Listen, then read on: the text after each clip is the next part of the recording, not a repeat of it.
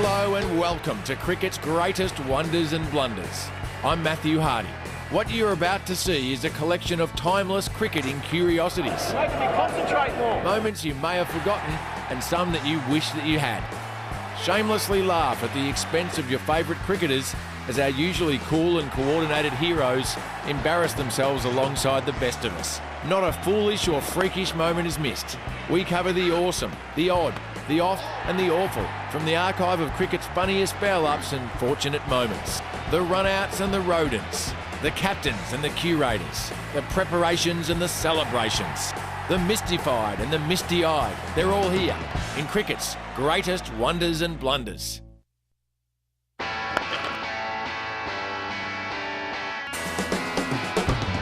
Cricket. It's an odd game. So what are the odds of this happening? Out. Lilly is gone. Caught. Well, we've had it. Lilly caught Willie, bowled Dilly for the first time of the season. Lilly caught Willie, bowled Dilly. That's silly. And there's a scoreline which we had all hoped for this season, but I wouldn't know if Dennis Lilly would hope for it. Lilly facing Dilly and steering the catch to Willie. It's the type of sentence to make every school kid on earth secretly laugh into their lunchbox. First bowl today for Gian Mubrak. No easy task either. Oh, is that a freak? It is a freak. It's a freak end for Andrew Symonds. You just got to have a giggle. Watch Andrew Symonds tell Michael Clark it's his shout. Clipped it pretty firmly in the air. Hang on. If the ball came off both bats before being caught, then why aren't the two of them out? And there's the nod from the umpire that I'm sorry, mate, you're on your way. Here's Mark Taylor in the slips, doing the hokey pokey. It's out, I think. It's out. Yes, he's got it finally. Taylor hangs on to one. Up and down she went. That's the end of Carl Hooper. Beautiful delivery from Bevan. You put your right hand in, you stick your left leg out, you catch at third attempt, and the batsman's given out. Can you believe that? That is brilliant. He didn't panic in the slightest, but just flicked it back with his toe.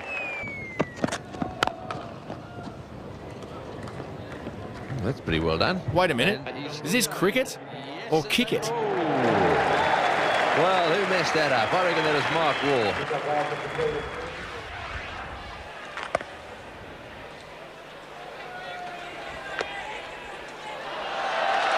What a great take by Keir Money. How much does that grandstand love a handstand? The old cartwheel. And have a look at this. I like it. Hughes bowls now to Amarnath.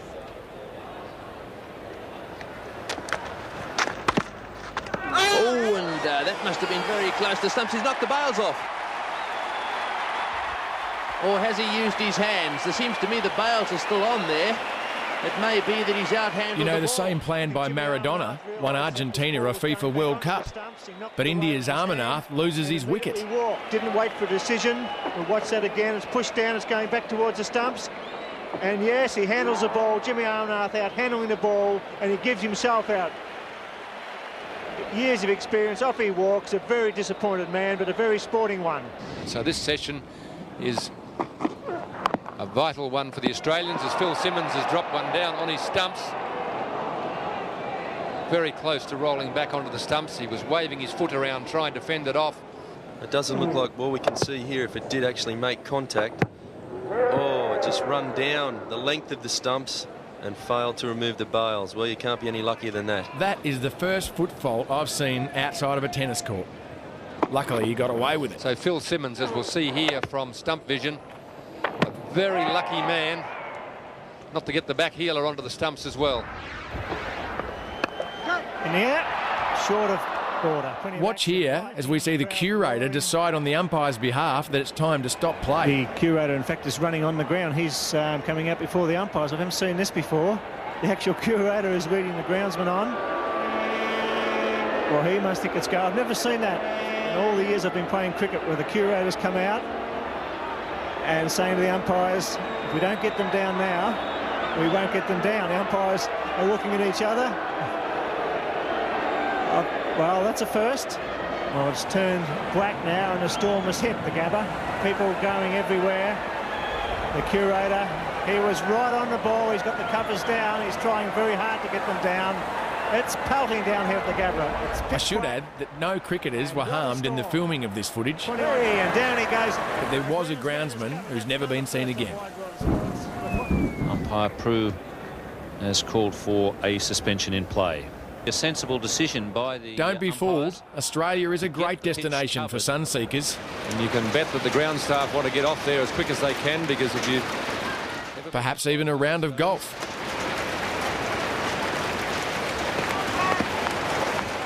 Dean Jones should be bringing out the 3-wood, not 3 helmets. Players sending out some helmets for the ground staff. Dean Jones just doing his job as a 12th man, giving the boys some protection out there. On this day in Brisbane, Mother Nature provided the drinks break. It was fierce stuff, I can tell you. The storm that swept through Brisbane, concentrating itself on Wollongabba and on the cricket ground. Water, anyone? Lightning was arcing in the stands here. It was quite sensational, but not very pleasant. And the rain, it just threw it down. You've heard of the Indian Ocean? Well, that's the Australian one. However, when the weather is good, it's always a great idea to hang out the washing. Well, I think obviously with the Victor Trumper stand, it would have been expensive to build that. Obviously ran out of money right at the end. Now this is odd. Dear, oh dear, that looks painful. Is it a cheesel or a burger ring? Doesn't matter, but it's having a problem. I think it's stuck. Lucky it's got a hole in it. Wouldn't be able to breathe. How many times has your mother told you, don't chew with your mouth open?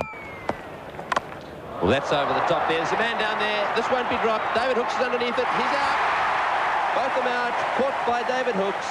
Down on the deep extra cover boundary. Both of them trying to repeat the shot played by Randall. Now, I'm not saying England's Ian Botham or Eddie Hemmings were getting a bit porky, because, well, somebody else beat me to it. Well, there he is. He's got the Australian flag on. This all-rounder had roast beef, and this spin bowler had none, and this little piggy, oh, Trying to get hold of... he's been put to sleep by the policeman. I tell you what, he doesn't really want to know.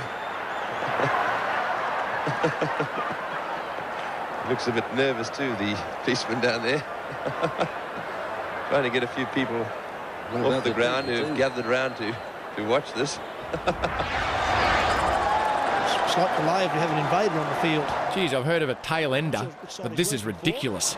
There's been plenty happening. It is marvellous what you can do with computers and electronics these days. And you don't see too many suicide rats around. Cricket has had its fair share of lighter moments, but here is a heavy one. Australian fast bowler Merv Hughes. Here, Merv shows us how to stay flexible, keep in shape, and court members of the opposite sex. Playing up to the crowd down there.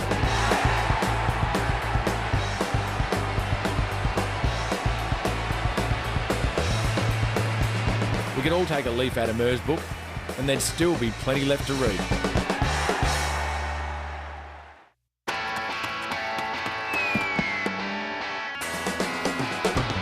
It was once said that fielding is largely a matter of focus and discipline. And he's gone high. Unless, of course, you're too undisciplined to focus. Oh, he's nowhere. Straight into the sun. Oh, that's okay. You should see him at an Easter egg hunt. It's the following Christmas before he finds one. Watch him move around. Look up in the sky. Is it a bird? Is it a plane? No, it's Mike Hussey wishing he had better sunglasses. Not good, is it? Because it's going to be on replay and it's going to be shown a lot of times. Australia's Mark Waugh could usually catch a bullet out of a gun. In the air and oh! Not on this occasion, and Australia lost the test by 5 runs. Mark Waugh's dropped the catch. Doesn't normally miss those when it's wide. It's a very wide delivery. Gets through Mark Waugh too fast, I think. It sort of hits him in the mid-drift.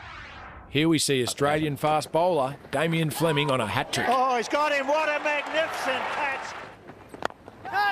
Another one's gone. He's on a hat-trick. Damien Fleming has already got a test hat-trick. Got another chance here at the Adelaide Oval. Oh, Warne's dropped it. Can you believe that? Shane Warne, who got a hat-trick at the MCG, has dropped the hat-trick catch. Maybe someone should have warned him. Well, Shane Warne will be distraught. Great mates with Damien Fleming. Here are some Kiwis showing they really are flightless birds. Chance dropped him well there. In what would prove to be their worst ever Test defeat. Really was the setter. Morrison got the edge from tail and he put it down at third slip.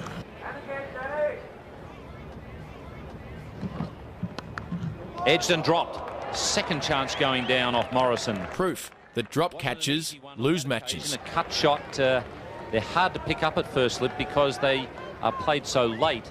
That was a tough one for Great Batch. Not to be outdone, Pakistan dropped 5 on the opening day of this Test match. Hooked and dropped. Would have been a terrific catch. Including Michael Slater 3 times. He got a good piece of it, and watch Malik there right off the ground. Oh, and that's gone straight to gully, and he's put it down. What a blow. There we go, just to his right slightly, and he was snatching at that one all right. And they've dropped another one. Well, that must be so disappointing for that young man. Very good length. He's brought Slater forward, caught the edge. All that gear, that's a drop catch. Bit of flight, and just enough turn to catch the thick inside edge. And really should hang on to those, particularly off your own bowling. It is, and he's got him. He's dropped it. Can you believe that? 5 today. It was there. He bowled it wide. Wall was a little bit tentative. He slashed at it. It was a sitter, and it wasn't Macklins. Put it down. Geez, there's more drops here than there are in the ocean. England captain Graham Gooch described this 1991-92 Ashes side as the worst fielding side I have ever been in. Perfect line from Devon Malcolm, and Graham Gooch in his final Test match puts him down. Good to see him making a contribution. And dropped. Not so much of a keeper as a sleeper. So England really have made a mess of it in the catching department. It's close. He's dropped it. And that's a big let off for Mark Waugh and big disappointment for Lewis and England. So just how bad were they? Ask Devon Malcolm. In the air, got it. Oh, he's dropped it. That is unbelievable. It really was a lollipop. Back to Devon Malcolm, and he dropped it, then looked around, didn't know where it had gone. Have another look at it. Well, it's a really wild slash on the up from Michael Slater. It dawdled back. It was a little cuckoo, actually. Shouts of catch, and it's Devon Malcolm. And has he got this one? Devon Malcolm, I'm sure he has eye trouble. Judging by the way he tried to take that caught and bowled, he really misjudged that one badly. I think Michael Slater thought for a moment that he had caught it. So does that mean? And no, he's dropped it. Well, a big deflection there, went flying in the direction of Rhodes, and it seemed to me that he got his glove to it.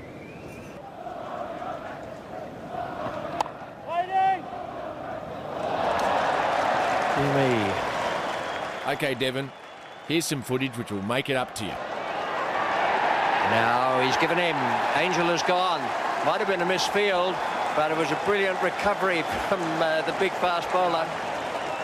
His catching may not be all that good, but he's just removed Joe Angel. He certainly can't see the ball, and he can't field very well, and he can't catch very well. But he can definitely throw that cricket ball, and fast. But never let it be said that England don't get right behind their bowlers. It's Angus Fraser. Oh, he's dropped it. Oh, except, of course, if it's Darren Gough. That was in the air for so long. Angus Fraser got himself in a tangle down there. The sun wasn't in his eyes, that's for sure. Down, did it carry?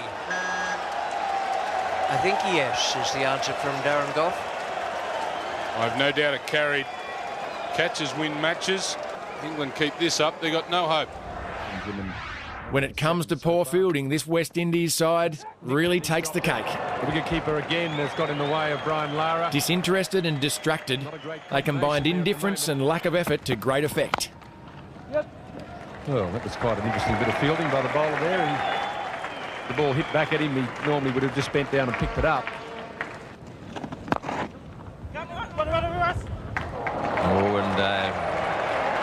That's a bad miss. Thank you, Richie. Just a few figures on that. He's fumbled.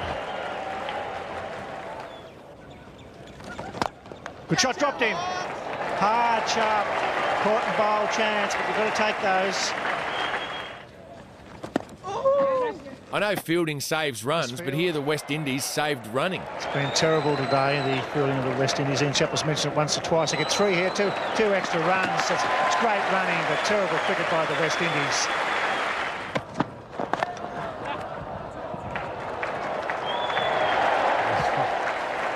It's not, well, it's a half smile.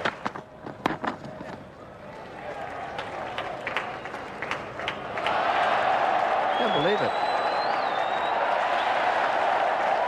Michael, I don't believe it.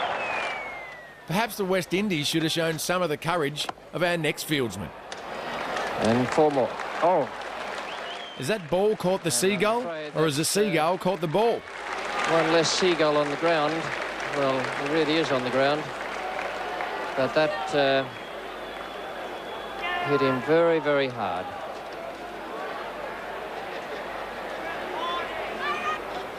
It's a beautiful shot from Clive Lloyd, and unfortunately on its way through collecting that seagull there. You should have picked him in the team, Clive. And the seagull flying away, the one that was actually hit. Tremendous recovery by those seagulls. Yeah, right. And thank goodness that everything's okay there. When the Zimbabwe selectors rushed to bring in fielding supremo Gus Mackay, some asked why. And this outfield is very fast, and I think he's missed it. He's gone diving in there, and this is Gus Mackay's first piece of fielding, and he's plugged everything, knees and elbows. He stopped the ball before the rope with his right shoulder blade, and then into the team's gear. That's a horror story. 4 runs. For when it comes to ability in the field, some players are not to be outdone. He's flicked away fine as well. It's running away down towards the boundary. Whilst Gus, well, he just came undone. It's 4. Well, he's having a nightmare out there. This man has been drafted into the side to make a difference. Have a look at that for a divot. Peter Apps, the groundsman, big week ahead. Well, at least he's trying. Very trying. Well, he tried to throw it, but it didn't go in the direction in which he intended. Can hardly believe that. He had a really good chance of running out the batsman. Yes, I'm afraid Gus is not having a very good day.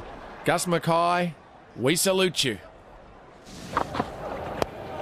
Oh, he's got onto that one, and it's all the way. Oh, beautifully taken down there. Oh, even this sight screen operator can feel better than most of the so-called pros. How can you ever possibly drop a catch when a bloke can do it like that?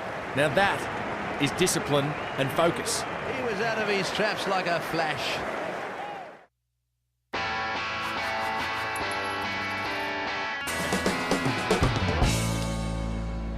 Come down, Nicholas. We'll have a bowl. Let's play what? You going to bowl first? Yeah, we won toss. We'll have a bowl, yeah. What's the thinking? There's a little bit in it. I want to give our young bowling attack best chance of a bit of grass on the wicket and get into their batting early. And what do you think is the most important thing for England to do this first day? Put it in the right areas and take our catches. That's through as well. When Nasser Hussain won the toss against Australia and chose to bowl on what looked like a batsman's paradise, he made the most famous, or should I say infamous, call since E.T. phoned home. That's a sweet stroke. What a beautifully hit shot.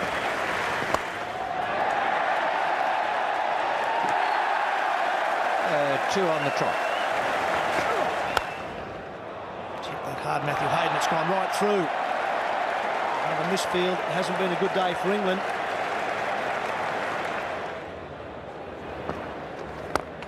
Good use of the feet. That's 4. Got past the bowl, got past mid-off, and this massive crowd loving this innings from Matthew Hayden. What a year he's having. Sweeps, goes fine, there'll be 4 more. Yes, all he can do is scratch his head. What was that again, Nasser? Put it in the right areas and take our catches. In the air, this could be out cover. Should catch this, should certainly be out. Oh, he's dropped it. Oh, I cannot believe it. I cannot believe it. Craig White on his knees, the bowler, the captain. He'll be in shock. Hayden whacks that away through mid-wicket. That's 4 more. The second best test score, and really the wheels are falling off there for England.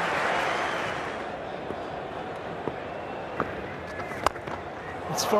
What a shot. That's a red-hot off drive. Crashes into the rope. 4 more. So stumps. The end of the first. Australia went on to make 364 for 2 at stumps on day 1 of the series. Surely that call is still ringing in his head. I want to give our young bowling attack best chance of a bit of grass on the wicket and get into their batting early.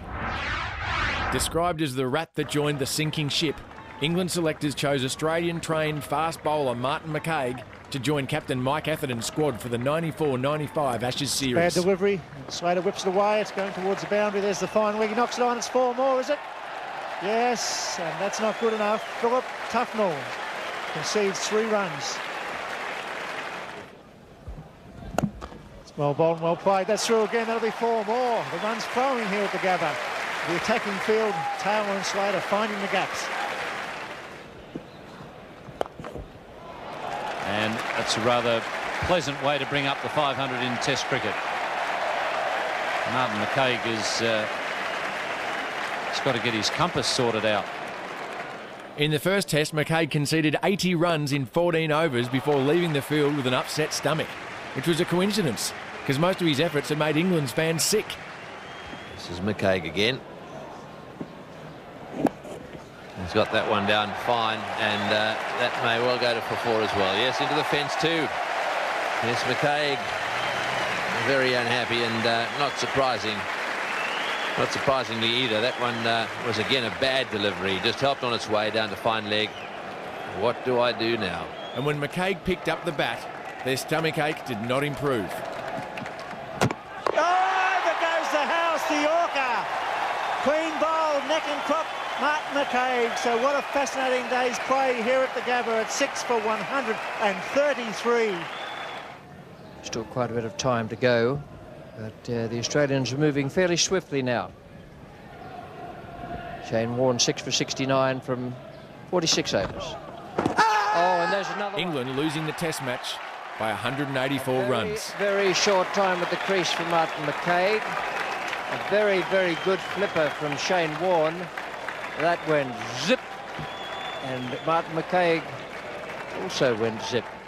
On this day, Australian captain Alan Border leaves one he wished he hadn't. Oh, and he's bowled him. Has he? No, that's hit the stumps. Yes, it has. I thought I heard a clonk there. Border's gone. What a beautiful delivery that one was. It pitched just outside, well, roundabout off stump, held its line, and Border was absolutely... It proved costly. South Africa bowled the remaining 5 Australians out for 43 to win the match by 5 runs. South Africans have got to be happy. Alan Border's gone for 7.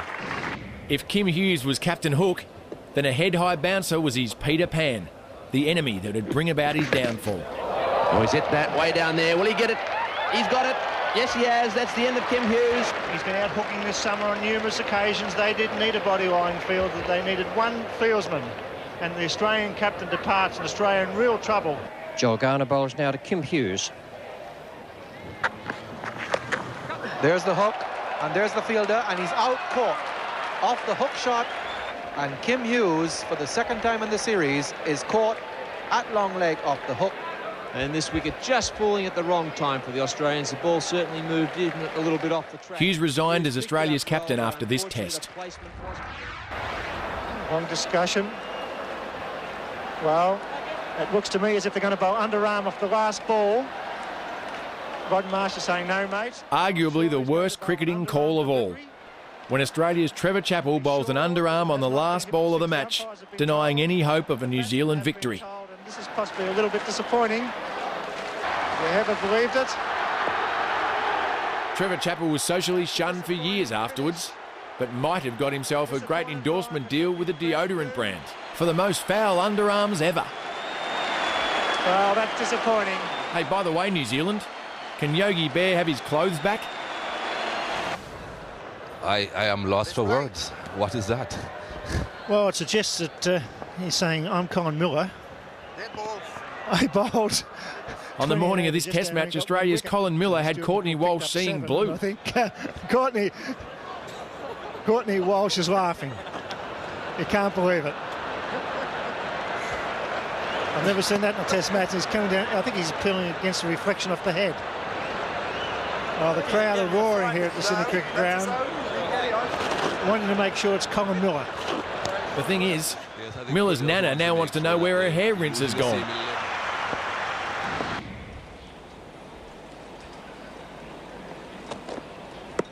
Well, that's close. That time he's got in, playing back.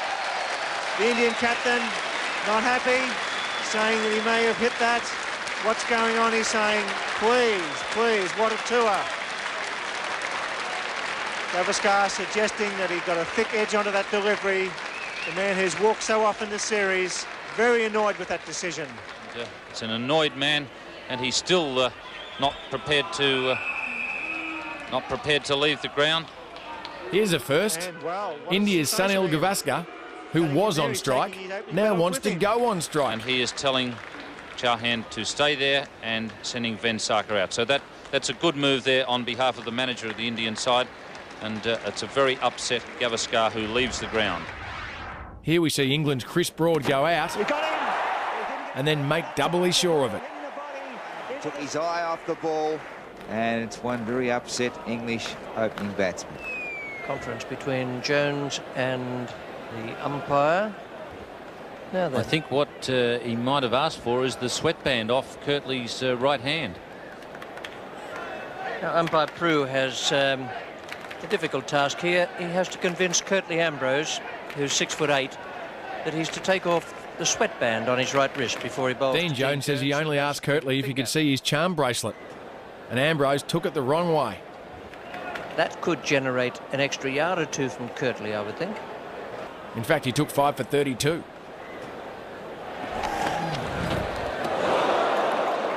Very, very swift delivery.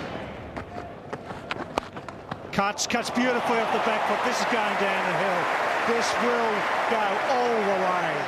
Never short of a word, Shane Warne explains to England's Paul Collingwood how determined he is to make it into a cricket wonders and blunders show. And there's banter going on between Collingwood and Warne. You're making me concentrate more. You're making me concentrate. Good call, Warney.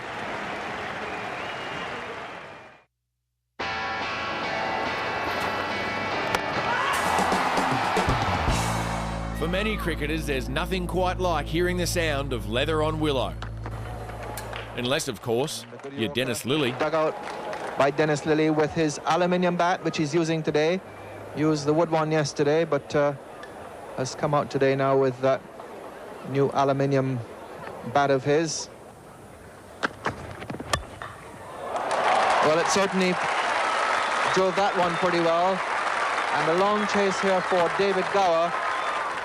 Well, a bit of confrontation here between the umpires, Dennis Lillee and Mike Burley. Watch here as Australia's man of steel gets told to keep it real. Is that the aluminium bat has damaged the ball in some way. Lillee has violently thrown that bat away. Lillee had obviously been keeping all those empty tin cans for a reason. But recycling is not always appreciated, Dennis. Shot. In cricket, it's not very often both sides get a workout like this. There's a chance of 4 here if they can run. It'll have to be a relay throw. And there it is. Overthrows go.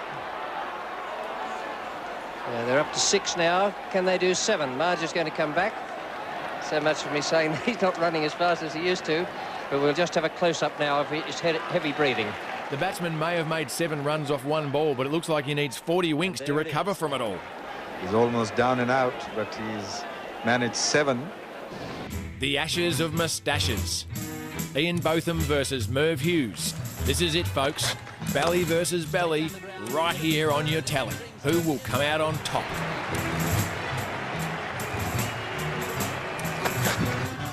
And now he really is going to go. He smashed that Miles. It's gone way over the top of deep square leg. Well, he's going to cut loose now, that's for sure. What a magnificent shot.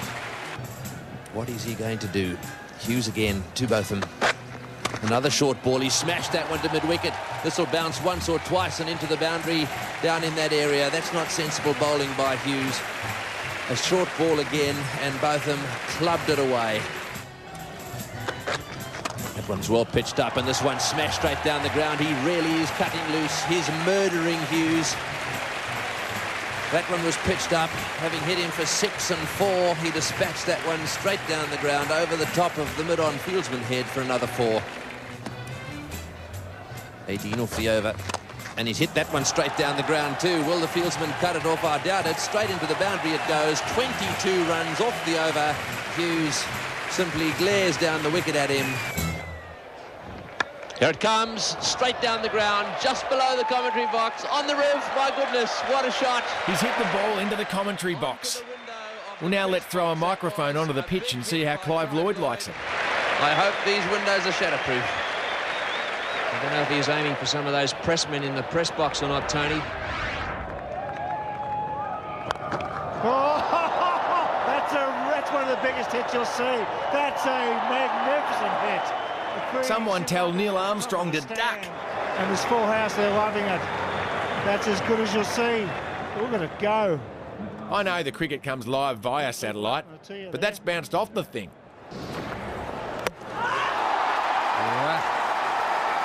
Here, Rod Marsh was told to get a handle on things. And Simon O'Donnell needs to be told to get a grip.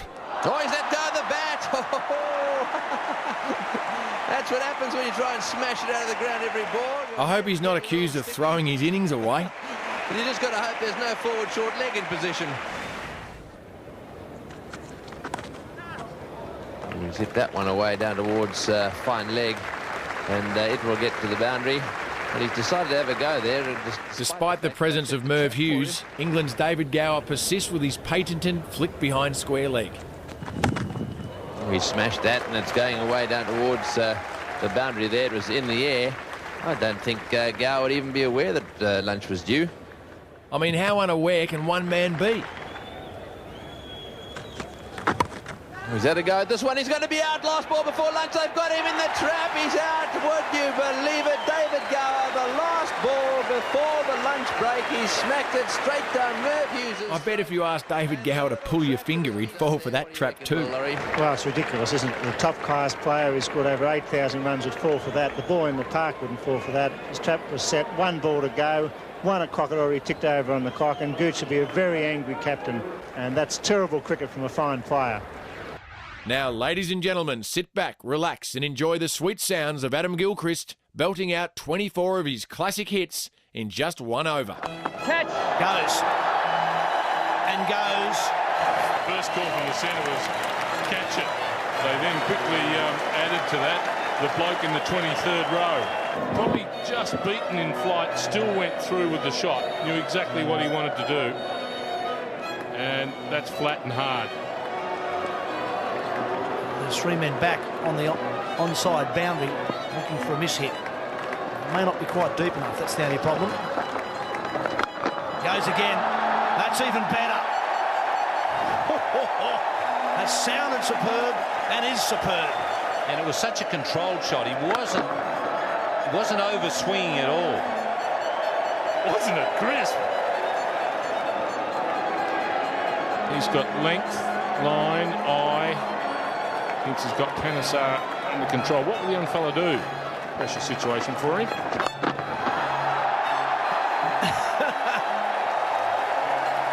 That one not quite as high as the other 2. That was hit hard and flat. And smart Adam Gilchrist hitting with the draft. He got 3 men from mid-wicket to mid-on the fence. Makes no difference. That's the best of the lot.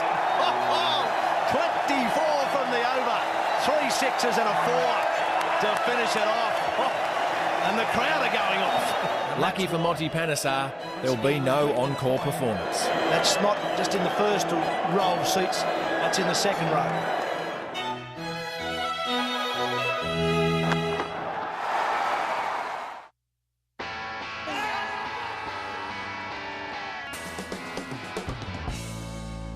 Umpires provide us with some of cricket's finest blunders, but it's only one true wonder has to be the incomparable Billy Bowden.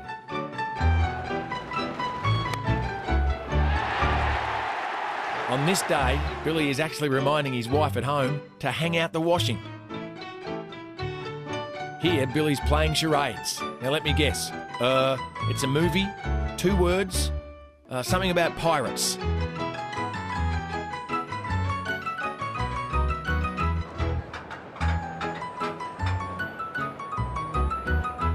Strawberry, raspberry.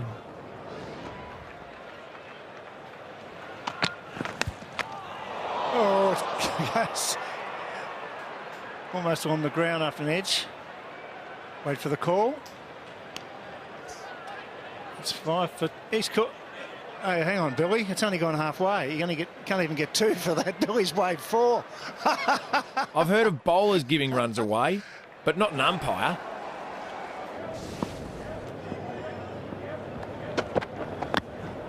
Gone for it. Was an edge? I don't think so. On this yes, that was a long time, a very long time. That didn't sound like an edge to me. That sounded like the ground. Very belated decision. He's done it again, Billy. There's no way in the world he hit that. This is the one bloke in the world that I'm confident would walk when he hits it.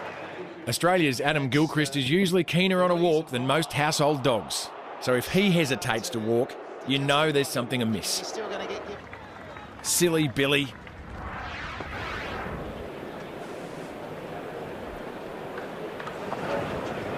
And Vessels off the mark as it's right to stumps. John Dyson should have been out in the first over, but thanks to umpire Mel Johnson, he went on to score 79 runs. Not the greatest run I've seen taken, and Bob Willis picked that ball up. What a beautiful throw. Not bad for a man who was more out than in. And oh dear, you can make up your own minds from that picture. Geoff Lawson facing Michael Holding. Australia's Geoff Lawson was so relaxed at the crease, he was accused of being once, twice, 3 times a lazy. There's been an appeal, actually, against Geoff Lawson. Umpire Dick French has just come in and put the bails back on.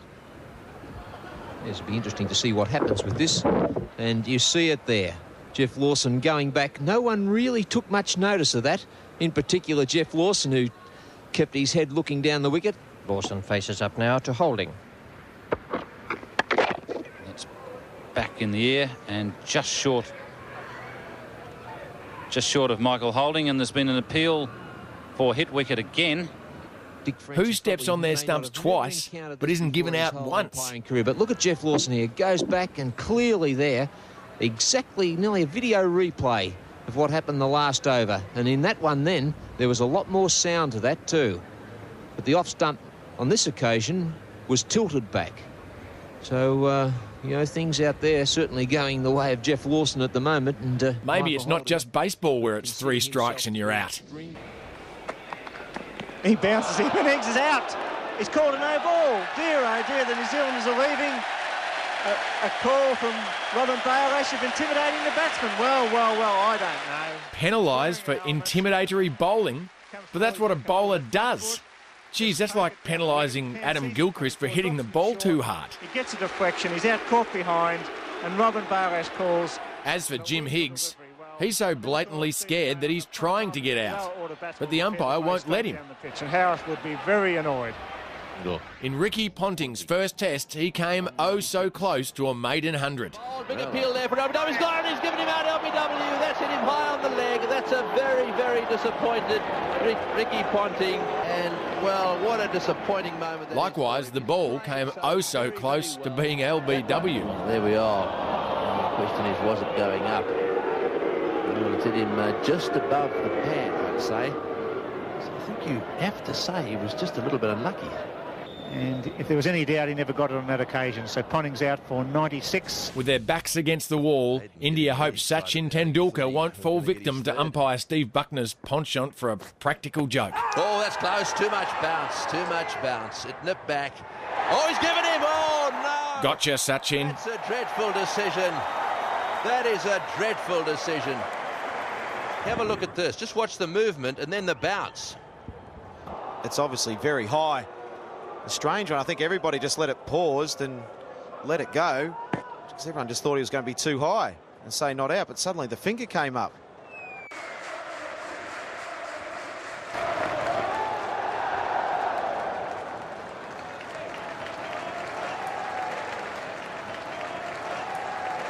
That, I think, has taken the outside edge.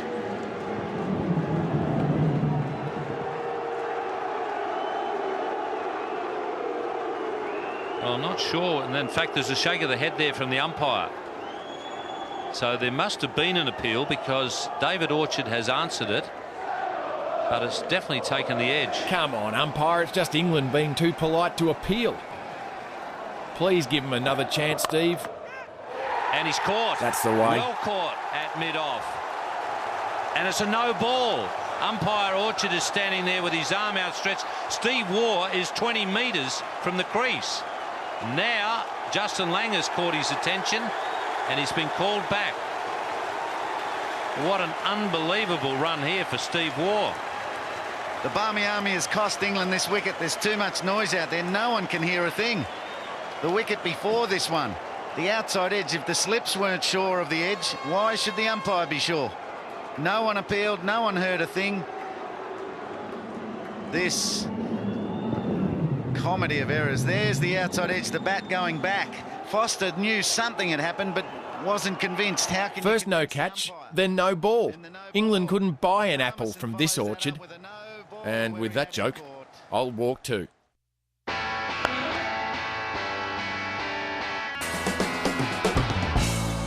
At some stage in their career, every cricketer gets the chance to be a hero. Steve Waugh on 98.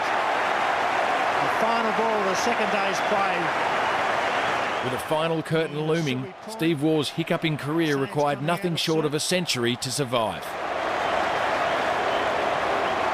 How slow is this walk? He is dragging this out. The crowd are going to be involved here. Slow walk from first slip to Richard Dawson, his bowler. OK, where do you want to pitch it? What's the plan, and have we got enough cover? One ball remaining. Steve Waugh on 98.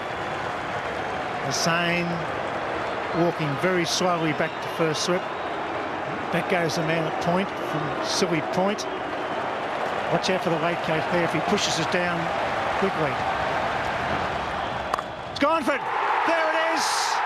He delivered on the last ball of the day.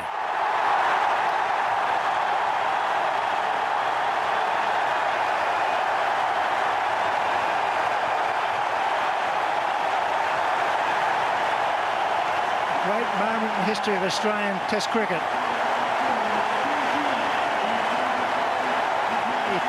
Equals to Donald Bradman's tally in hundreds. It was more than that for Stephen Waugh. They stood to him when he came out. They're standing when he's going off and he's not out. Not out 102. What a moment.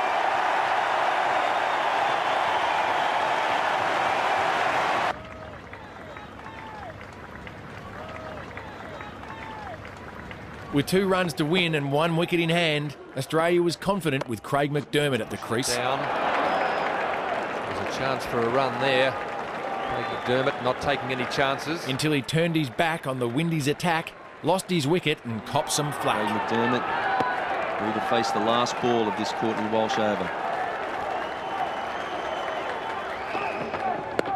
Oh, he's tried to avoid it. It's hit the bat, then he's gone. And that Test match has been won by 1 run. I can't believe it. The West Indians are delighted. Craig McDermott is so disappointed. It's been a magnificent effort by both sides here today. Courtney Walsh is absolutely delighted. McDermott trying to pull the bat out of the way of that one and gets a nick through to keeper Junior Murray, and the West Indies are jubilant. Courtney Walsh is ecstatic. He'll be a hero tonight in the Caribbean, his hometown. In what seemed to be an impossible last wicket stand, He's got it through.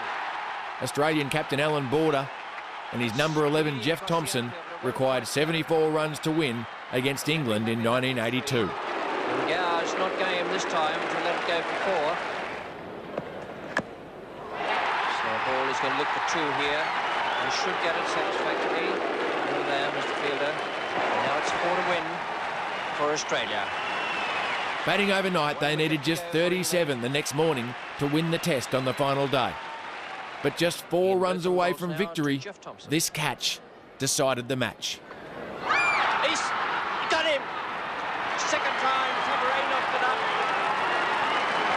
taken by Miller. Thompson has gone so close. England win by 3 runs. Healy is on his way down now to have a word with Warne. That might be partly psychological. Be chatting about what they'll have to drink in the dressing room when they get back. Here's living proof that if he wanted to, Shane Warne could bowl a ball around a wall, even when it's the last delivery of the day.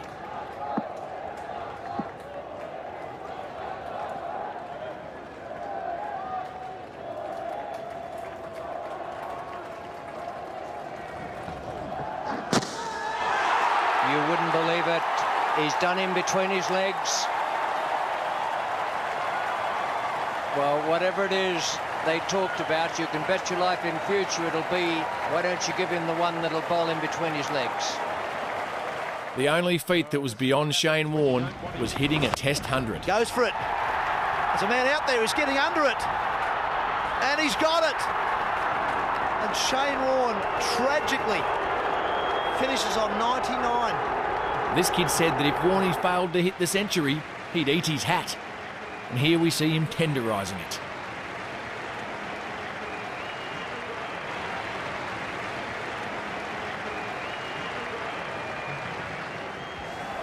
Speaking of making a meal out of a morsel, here's Alan Lamb needing 18 off the last over for England to win. So the odds favour Australia. Alan Lamb on strike to Bruce Reid. Watch as he helps himself to a 3-course dinner of 2s, 4s and 6s. Coming back for the second, the throw's wide of Bruce Reid. 2 runs. That's 4. That makes it interesting.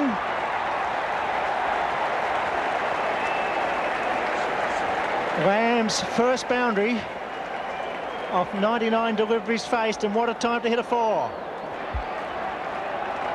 Bruce Reid. Swung that at 6. Is it? That's a big hit. It's somewhere over there. I can't see it. It's gone. It's gone for 6. A magnificent hit. Whoa, whoa, whoa. But that one was really well hit and went about 20 rows back up onto the hill. 6 off 3 balls. Australia need a wicket. Smash. Wellham Fields. Just the single. There's the throw. They're going through. It's an overthrow. What a time for an overthrow. There's another one.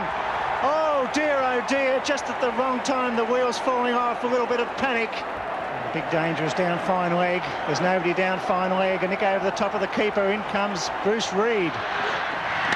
There it goes. It's in the gap. It's going over towards the boundary. It's 4 runs, and Lamb pulls off a miraculous victory. What a performance by Alan Lamb. He struggled for 99 deliveries. He hit a 4, a 6, a 2 and a 4, and the crowd has gone wild. And all of a sudden, out of the blue comes Alan Lamb, and away goes 2 points for Australia. A victory that was never on with 2 overs to be bowled. At the other end of the table, Australia's Bruce Reid could not manage a single bite. Right on middle stump. Oh, that's a wide, is it? Oh, it must be very close. Umpire Steve Randall under enormous pressure. The crowd are booing, and rightly so. That was very close. Pringle. Reid gets to the wicketkeeper. He stops it. 4 balls remaining. 2 runs required. Surely Pringle can get one on the stumps. Big, tall, gangling Reid on strike. In comes Pringle to Reid. He'll go over mid-wicket if he goes anywhere. He cuts straight to right at point. Oh, it's a nerve tingler here at Bellerive. And surely they need a bat pad now, because they'll go for anything now, Australia. They certainly will. Right swings and misses, and in comes the wicket-keeper. That's good keeping, but surely now that square leg or somebody must come in close to the stumps. The pressure is on. Reid on strike. Swings and he misses. They don't run, so there's 1 ball, so it's now up to Bruce Reid. They have to score 2 runs to win. How would you like to be Bruce Reid, Ian? Well, I tell you what, Latham's too deep, I reckon. They can get 2 to him at deep point. Willie Watson and Morrison dropping back just outside the circle. In they come, the final delivery of what's been a great match. He's missed it, and it's victory. He's run out, so New Zealand get 2 points. What a win, what a surprise, what a sensation. What a result. Run out is Bruce Reid off the final delivery. To bowl the world's best batsman out on the last ball of the day, well, you'd have to be Dennis Lillee.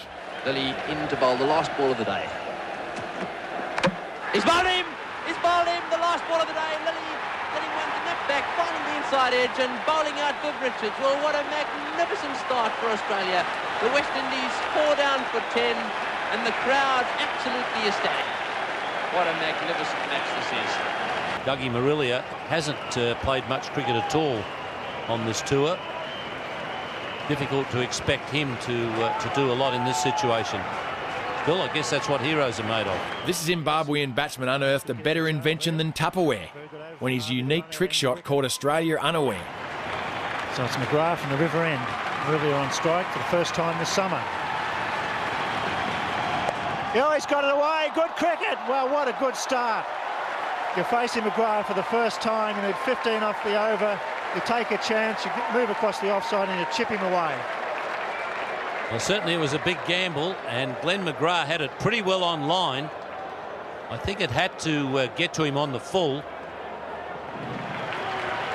Bevan off 5. Boundary off this ball. They'll be right in again. He's got it away. They've got to go for 2. Go on. McGrath's in the road. Keep going. They keep going. He stumbles. The throw's just slow and he's home. Oh, Marilia has done well. 9 off 4. So he's gone again. He's done it. They can win this now. They certainly can win it. Second time he's moved across and chipped it. This is a guy that hasn't batted this summer. As you say, heroes can be made in this situation, but they're not home yet. Does he keep going? Does he go to the well once more? Might be his only shot. It's a beauty. He's on 10. 6 for 298. 5 off 3. They need a nick through the slips here. Crowd roaring at the whacker. He's got it down there, but this time it was attended through the offside. A single. That's good enough. Woo! Wow, what a finish, what a run chase. He's facing his first ball. He's facing McGrath around the wicket. They've got to run, they've got to put bat on ball. Hopefully find a gap. Mustn't be an out or miss. Charge, he's got it, square, they go for 2. Have to come back. Oh, they don't. They do now. Oh dear, why didn't they go for 2?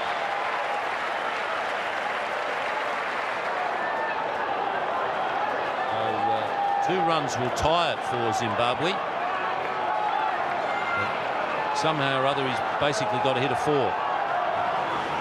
Now they're thinking about, fine leg is now going back again. I think they have decided that shot of Marilia is a bit too dangerous for that. Oh, it's been a very exciting last over, and he's done a great job. First time on show here in Australia. He's taken 11 off the over with shots you've never seen before. Final delivery. They won 3 to win, 2 to tie. They want to win it, Zimbabwe. They deserve to win it, really.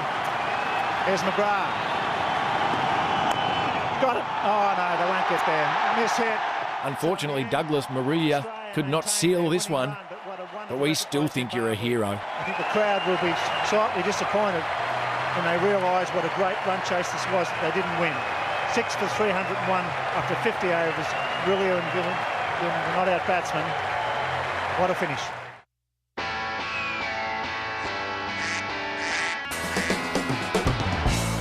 To mighty cheers and rapturous applause, Australian captain Alan Border walks to the crease for his 100th test. Well, Alan Border certainly must have a lump in his throat. It was a magnificent ovation from a crowd that loves their sportsmen and women. Proud moment for Alan Border and his family.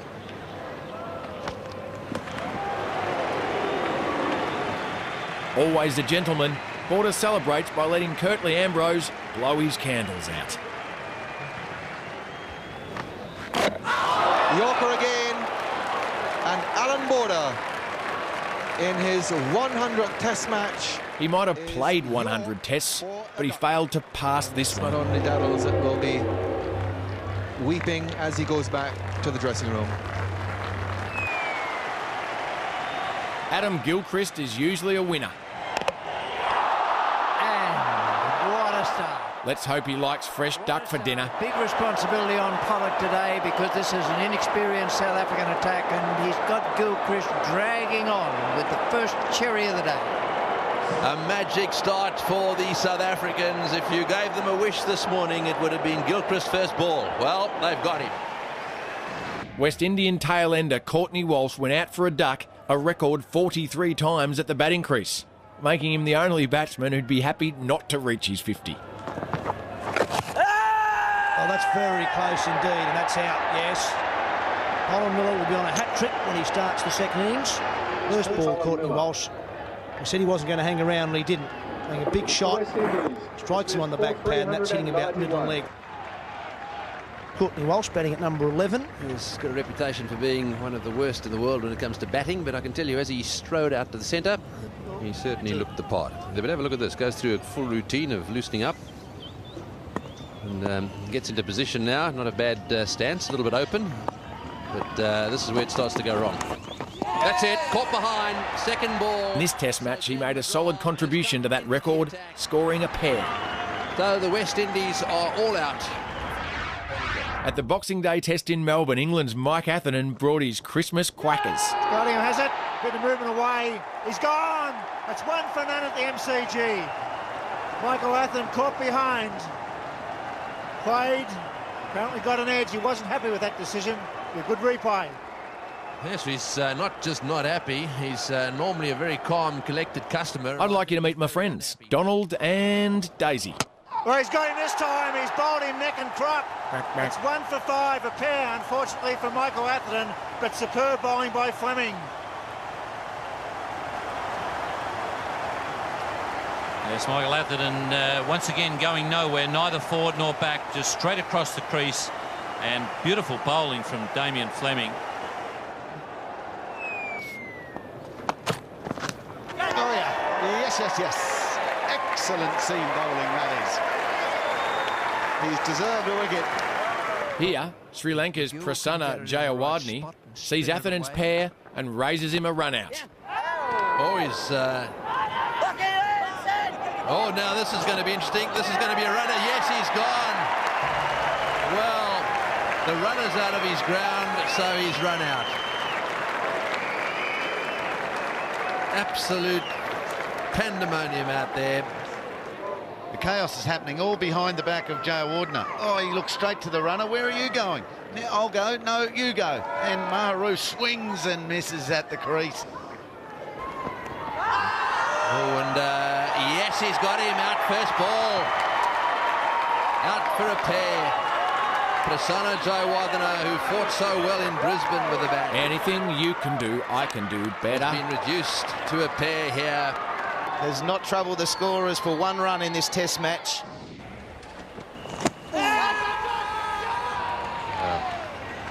And he's gone. Old Greg Chappell had a farm. Oh, with a quack quack here and a quack quack. You know where I'm headed here. It's in the air and he's gone out, caught at mid-wicket. Well, that's a tremendous blow there. Well, 2 ducks for Greg Chappell, the one in Melbourne last innings, and this one holing out to mid-wicket. And this ball from Michael Holding speaks for itself. And he's gone, first ball, that's his 4th consecutive duck. Greg Chappell caught Murray, bowled Holding, a duck.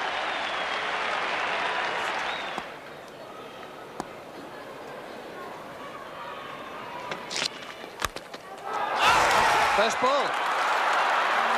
Well, when you're hot, and when you're not, you're not. That's what Greg Chappell must be thinking after this delivery. Getting a standing ovation from the members, and one can only feel for this man what must be going through his mind. Australia's greatest batsman, and the best batsman we have ever produced. And what's on everybody's lips at the Melbourne Cricket Ground is whether he's going to get off the mark or not. During one particular series, Greg Chappell had scored so many ducks that a fan brought one along for his collection. And is that an omen? My goodness, that duck out there quacking away.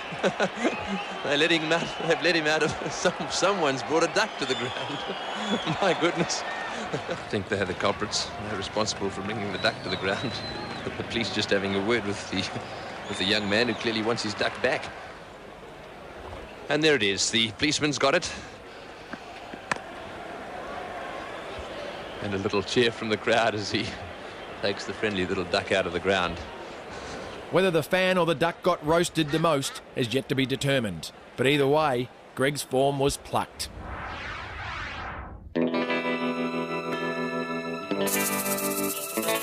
During the 1999-2000 series, India's Ajit Agarkar made enough ducks to start his own shooting gallery. Another one's gone. He's on a hat-trick.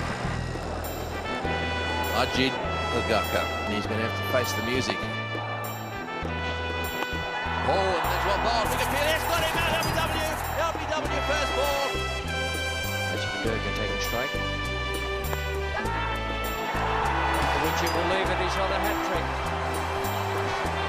You can see the tenseness written all over his face. Brett Lee at the top of his mark. Too many ducks on the scorecard. He's a good cricketer, this fellow. He'll be wanting to change things here. 1, 2, 3, 4, 6 slips. Oh, and another. Oh, he's got him, Azeem. He's walking. He's walking. Well, there we go. That is incredible.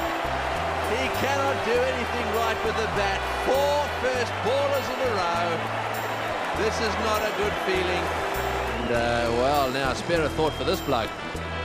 Ajit Agarkar, 4 first ballers in a row. He's coming out there absolutely wide-eyed, looking down the barrel at 5 in a row. Doesn't he look tense? Right, well, this will be very interesting. We'll try and keep close up on the eyes of this young man. This is not a great experience, but his eyes are going to open up wide, that's for sure. Can he get out of this horror trot? 4 first ballers in a row, and the Aussies want the 5th.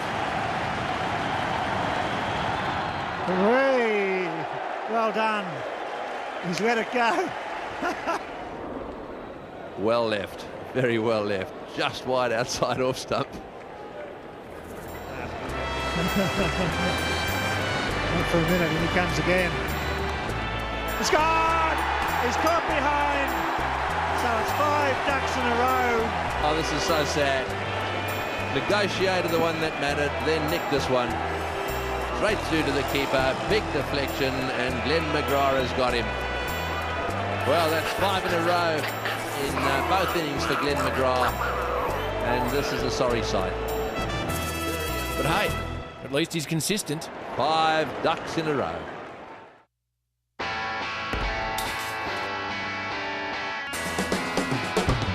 Secure your box and insert your earplugs. Here are some sorry moments with even sorrier jokes. That has hit Border in the face. I think it's got him on the side of the cheek. Certainly is a vicious delivery. Border going for the hook, getting right behind it. No helmet, and smacked him, looked like right behind the left ear. Bernie Thomas on his way out. Here we see a very courageous Alan Border being helped from the ground. Going off. Retired hurt with 109 against his name.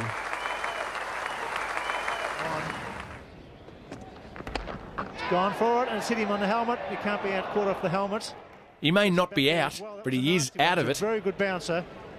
Tell you what, this McGrath doesn't half hit a few. He bowls them straight, right between the eyes. Whack. That was on the old star of Pakistan. Talk about keeping your head over the ball. Oh, that's quick. Oh, that's a seriously quick ball. Now, Strauss has hit the deck. No runs come free when you face Brett Lee. Terrible piece of trouble there. Ball was bowled at all but 150 kilometres an hour.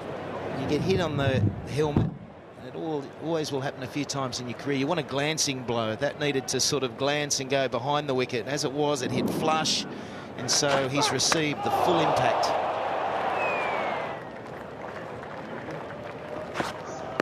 Oh, struck him nice and sharp. 40 k's. Come on. There's more than one reason to call no ball. Crash into that, the first bit of protective gear you put on when you're getting ready as a batsman. And luckily it was in there. It's right about now that everyone else is laughing and finding it extremely hilarious that you've been hit there. I think he has an interest in real estate because he's definitely got 2 acres. Well bowled, and that Ian Botham didn't enjoy. beat the bat and seemingly hit him in the groin. May be big and strong, but everyone has their weakness.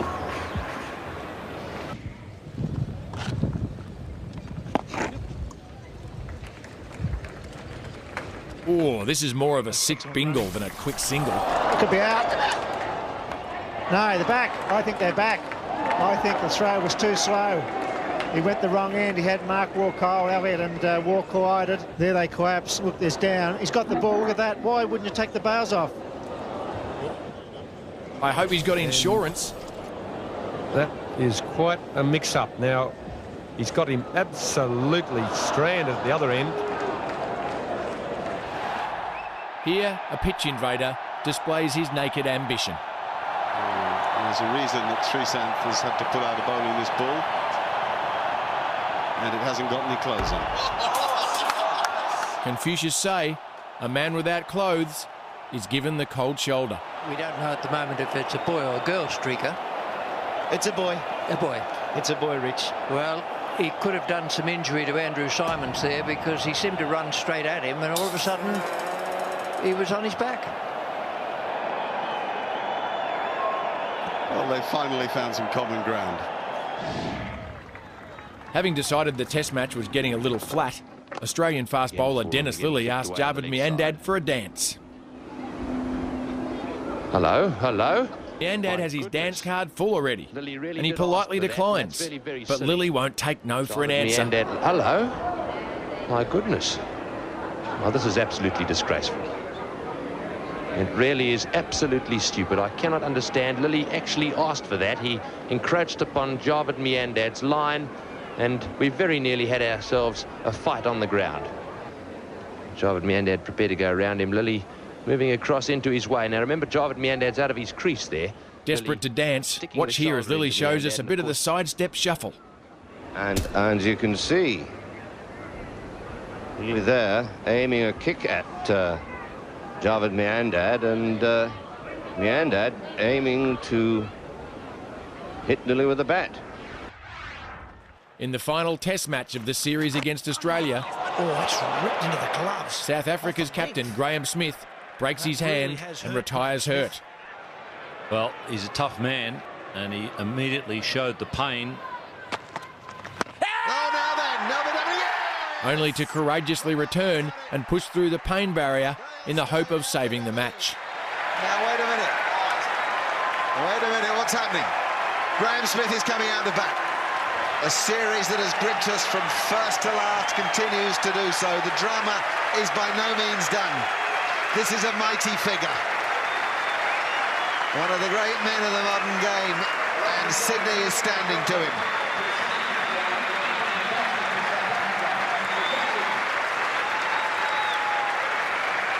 And the Sydney crowd really appreciating Graham Smith's courage to come out and bat for his country. The captain leading the front like he has all series. His right arm is the problem. That's the one that grips the bat. McDonald now. Oh, and he survives. Makarantini, unbeaten with 16, is on strike to Doug Bollinger. Oh, and he's actually... Matthew Hayden's now dropped it. You can't credit this. No. Every picture tells its story. After this over, 3 overs at each end, or 26 minutes. Wow, this is unbelievable. Oh, played. Very well played. It will have hurt. It will have really hurt, but it is magnificently well played. 1 ball left in this over. Smith survives it. Staggering scenes at the Sydney Cricket Ground. It's 9 for 257. Remember, that bottom hand is broken. No bounces.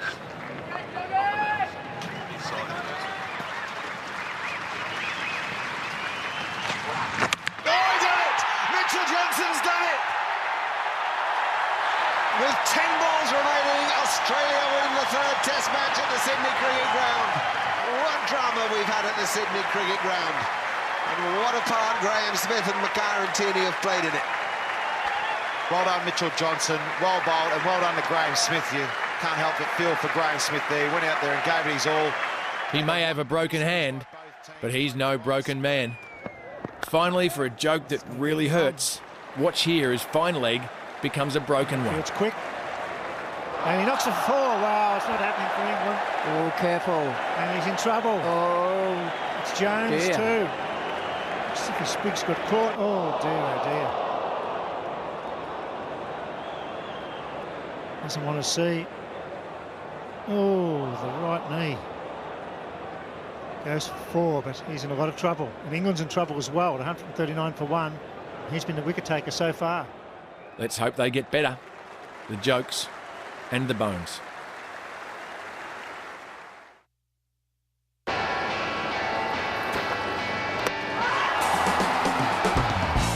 It's the first ball of the Ashes series, and England fast bowler Steve Harmison is about to send a warning to the Aussies that the English mean business.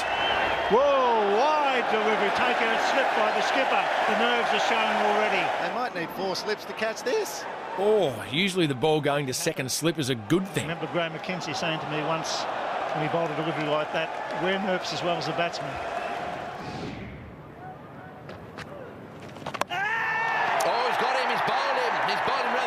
That one's curled around his legs like a hungry house cat at tea time. It's actually hit off stump.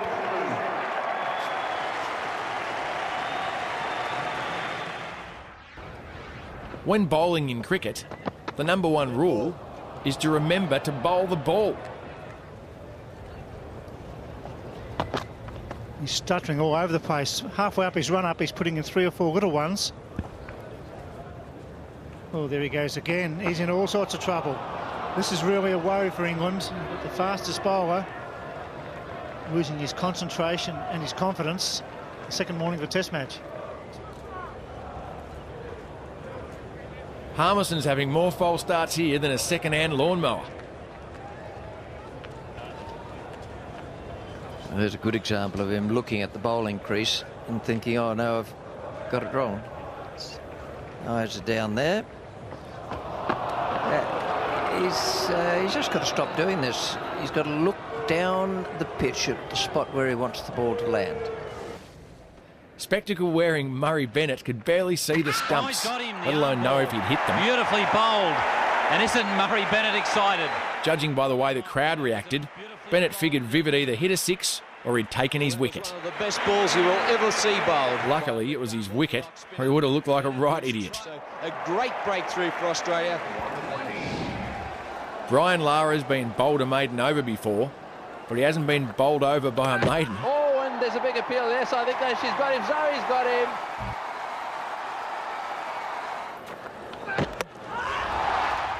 This is Curtly Ambrose serving up a 17-ball over. That's almost as many deliveries as Santa Claus on Christmas Eve. Well, he's had a go at that one. No ball called, and so there's no point in trying to catch that one. No, no. And again. Right, he's round the wicket to him now. This will be a nasty angle for Warne. No. Right behind it again. Well played. Well, that's got to be a no ball. Yeah, way outside the return crease. The back foot there was not just touching it, it was way out of it. That's better. Whoops, and again, Warne no idea where that one's gone.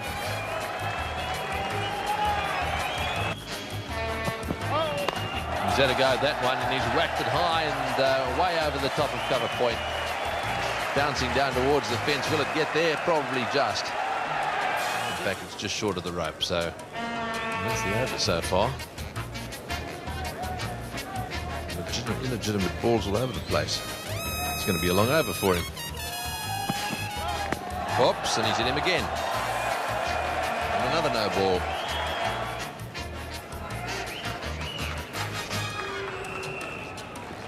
Four to go. He's had a go at that one, and that's another legitimate delivery. We'll end up getting 3 here.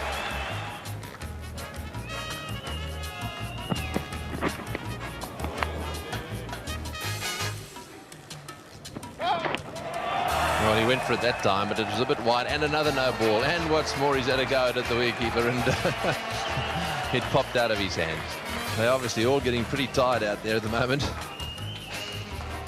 No ball called again.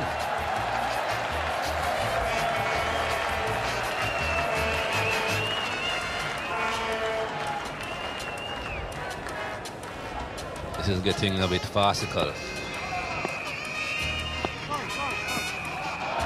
Oh, and Warne backing away and saying sorry, sorry, sorry. Oh, he went for the leg stump. Well, hopefully one ball to come.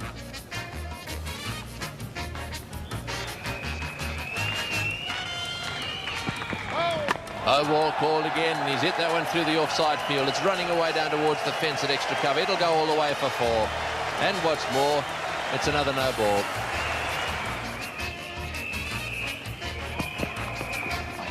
And that one's through to the keeper. Well, that's the end of a marathon. 13 minutes it took him. It's 8 for 167.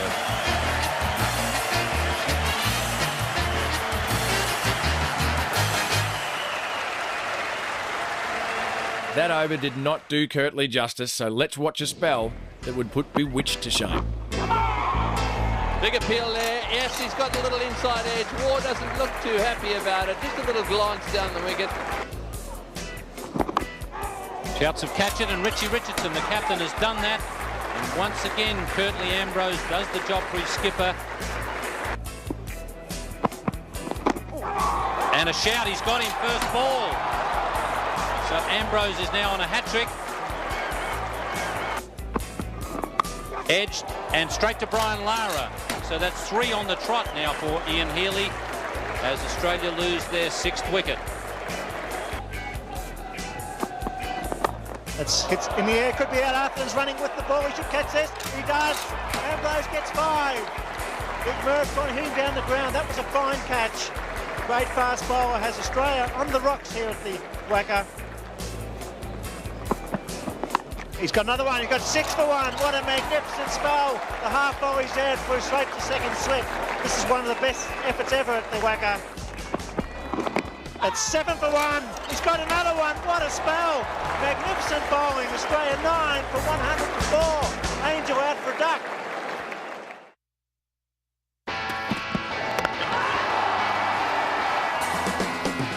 In cricket, as in life, there's nothing quite like the embarrassment of pulling up just short of the mark. Graham Gooch's wife there with the dark sunglasses, I would reckon one of the most nervous individuals on the ground.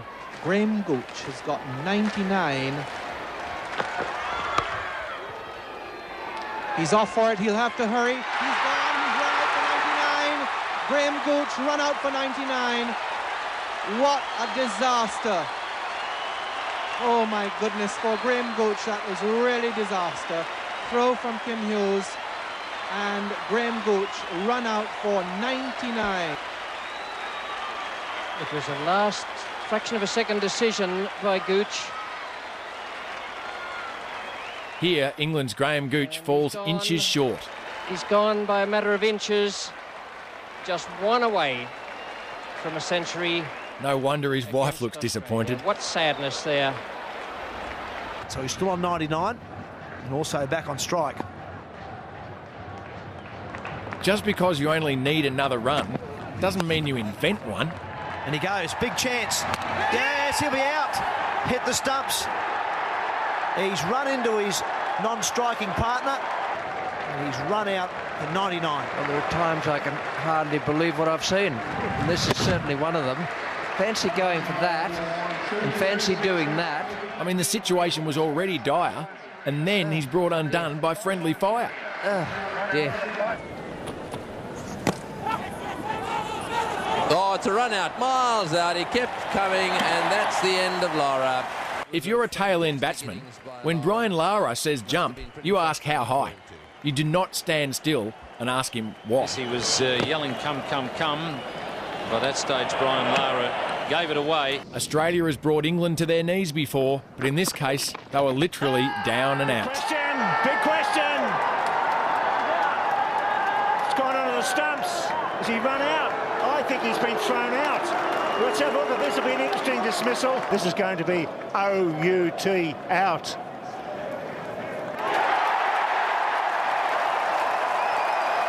Forget Bridget. That was another entry in Geraint Jones' diary. Jones, it's a duck, and he's run out. Here, Lenny is daydreaming, and the Indians start screaming. Wake up, Lenny. And there's a strike at the stumps there. Pascoe looking towards the umpire, and he's been run out. My goodness. It's a big appeal for LBW. The ball is going down leg side. Pascoe's more worried about whether he's given out or not. Fensaka is the only one concentrating on the ball, hits the stumps, and Lenny Pascoe is out, run out. Now it's time for Tuffers the Duffer. Oh, there's a mix-up. Oh, my goodness gracious me. You would not believe that that was possible. He got so excited. How to make something easy seem hard. Lesson 1. All the time in the How to make something easy seem hard. Lesson 2. Tufnell taking his eye off the ball. My goodness. Here is South Africa's own Superman, Jonty Rhodes, taking flight. Umpire not interested. Inzamam could be run out. And Jonty Rhodes has demolished the stumps. And umpire Bucknor has given him out. The flying leap with Pike. Inzamam was hit on the pads. He was looking for the single and lumbered down the wicket. Imran was never interested. Jonty Rhodes knew there was a chance, decided not to throw other than himself. He gets there first and wipes everything out. Clive, it's hooked away. There's a man down there. It's safe. Falls in. Off the fieldsman, a deep square leg. Ponty coming back for the second. Steve Waugh, so away. Yes, this will be close. That's very close. They'll call for the photo here. Yes, there's Daryl Hare. This could be a tragedy if he's run out. Waugh looks confident. I've heard of England's footballers protecting their middle stump with 2 hands, but not cricketers. Oh, dear. Has he knocked it away from the stumps there? We can't see there for the umpire. This would give us a better idea. Where was his hand? It looks as though it hit the hand. I guess then this is cricket's version of an own goal. Hey, Alan?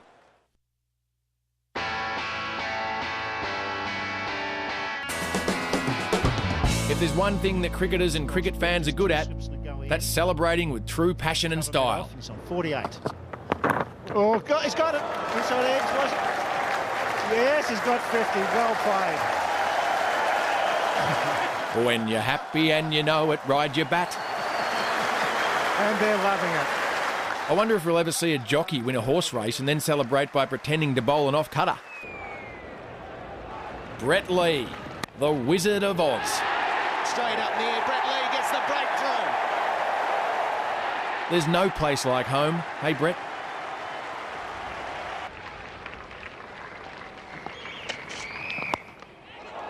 Oh, got him! South Africa have got it. They've won. Straight back to him. Cotton bowled. What a game for de Villiers. He's taken the catch. Okay. You bowled out Australia's number 11, Glenn McGrath. Settle down. At the crease, so disappointed. I mean, this is ridiculous, over the top and uncalled for. And Glenn McGrath now will slowly make his way out onto the ground. He's said all his career he'd love to come out and hit the winning runs in a test match. Well, his chance is about to arrive. In comes Goff. Hit him on the toe. He's given him his second of one. A great win for England at the MCG. What a test match. What a performance by... Sorry, South Africa. Take that back. In the end, Goff, a magical moment for Test cricket on this ground once again. The crazy hair, the menacing stare, and the cricket ability beyond compare. Got him! Warney's the man. But hang on, it looks like he's running for the ice cream van. Shane Warne through the gate as Scott Strauss.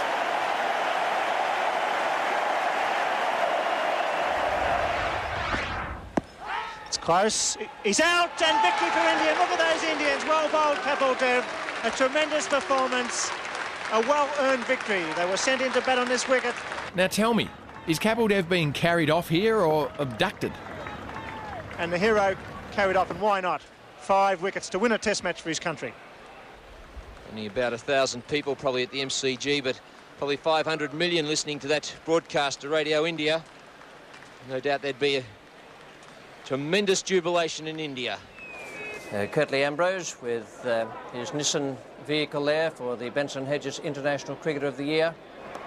Not content with winning the series, Curtly Ambrose attempted to get the West Indies into the Guinness Book of Records for the most men inside a moving vehicle.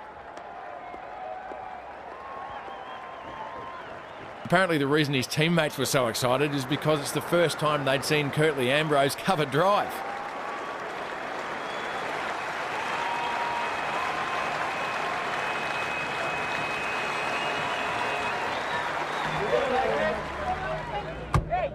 Who don't like it?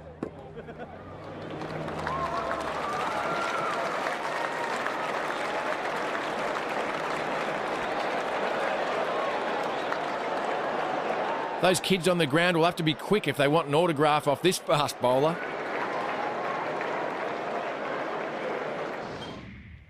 Here's New Zealand's Mark Greatbatch taking a great catch. What a good catch. Brilliant. Before thanking the media for their encouraging words. Now that is a classic if ever I've seen one. And Greatbatch has taken a blinder. And he's very happy, and I think he's having a few words to say to the press box at this stage. He's probably reminding them that he missed a couple earlier in the series. It's 3 for 227.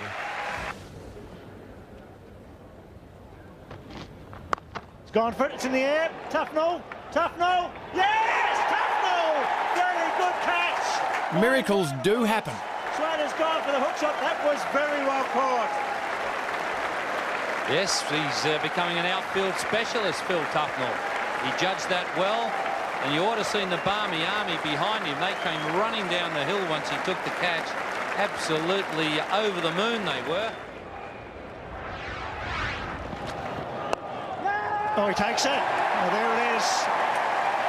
A victory by 10 wickets. You can't do any better than that. 5-0, Langer not out, Hayden not out. The end of a wonderful partnership. 12 on the top of Australia. Just too good. Justin Langer and Matthew Hayden. They're the same on the phone, you know. No, you hang up first. Now closes. Hayden and Langer go down in history. They'll be one of the best opening partnerships of all time.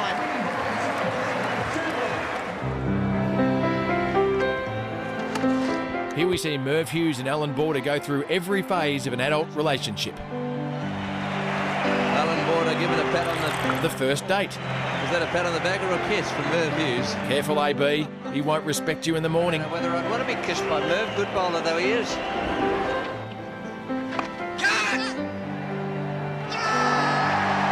Well, the honeymoon period. Who's my Captain Grumpy Wumpy?